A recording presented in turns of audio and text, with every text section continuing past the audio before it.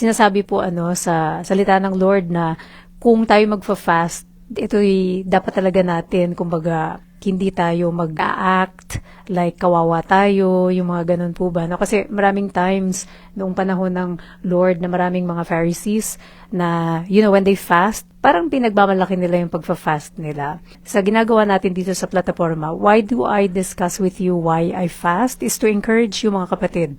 Kung ako lang po, hindi ko po siya sasabihin sa mga tao. Ano po? Kasi the kind of fasting that I'm doing right now is spiritual fasting. So yung aking verse na nakita na napakaganda talaga is coming from 1 Corinthians 9:26 to 27. And talagang akmang-akma ito dito sa ginagawa natin ngayon. Sabi niya, therefore, I do not run like someone running aimlessly. I do not fight like a boxer beating the air. No, I strike a blow to my body and make it my slave so that after I have preached to others, I myself will not be disqualified for the prize. Sabi ni Apostle Paul, ina-encourage na tayo na wag lang tayo gumagawa ng mga bagay-bagay na wala naman talagang aim. Sabi niya, I do not run aimlessly. Kaya kung kayo ay nagfa-fasting ngayon, bakit ka nagfa-fast? So unang-una dun sa mga nagfa-follow sa atin because of the lifestyle, many people complain they can't sustain it. It's because you don't have a clear why. The same goes with spiritual fasting. Ano yung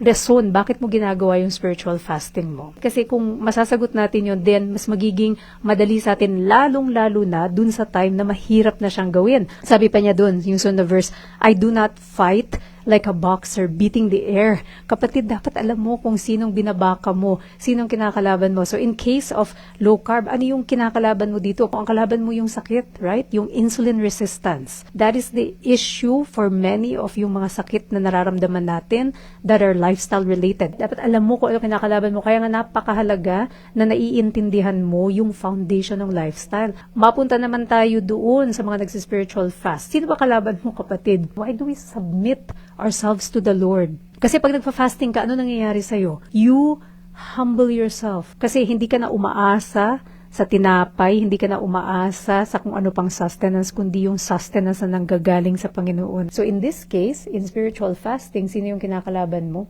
We are engaged in spiritual warfare. Kinakalaban natin lahat ng mga temptations. We are fighting against yung desires of the flesh. Saan ka hugot ng lakas mo? Hindi lang sa sarili mo. Yes, the mechanism has been put in there by the Lord. Pero yung mental kasi na battle that goes with itong mga prolonged fasts, it's beyond you na, kapatid, right? And so when you're fighting the enemy, don't do it alone. Hindi ka magtatagumpay. If you're a child of God, the spirit that is in you is stronger than the spirit that's in the world. Yun yung magbibigay sa'yo ng tagumpay. Hindi dahil sa sarili mong kakayahan.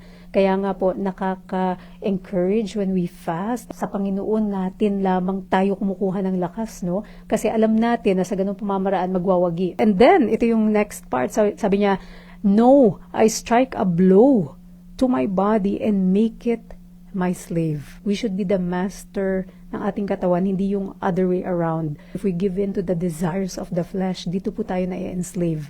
Sa usapin ng mga taong may sakit, ano yung slavery dito? Yung slave ka na ng insulin resistance, ng sugar addiction, right? Doon naman sa aspeto ng spiritual, paano ka nagiging slave ng body mo when you have these cravings, temptations po, Tatlo nga po yan lust of the flesh, lust of the eyes, and pride of life. Napakaganda po nitong paalala ni Apostle Paul sa atin na hindi tayo ang magpapaalipin sa katawan natin, bagkus pwede tayong maging boss ng katawan natin. And then, sabi niya, kaya niya daw ginagawa yun, sabi niya, so I strike a blow to my body and make it my slave so that after I have preached to others, I myself will not be disqualified for the prize. So, hindi lang po siya nag-share ng good news of the gospel, hindi lang po siya nangangaral about Christian living, but he also actually does it himself. And so, ito po yung natututunan ko rin po, as the Lord gives me ministries na mga pinapagawa ng Panginoon sa akin,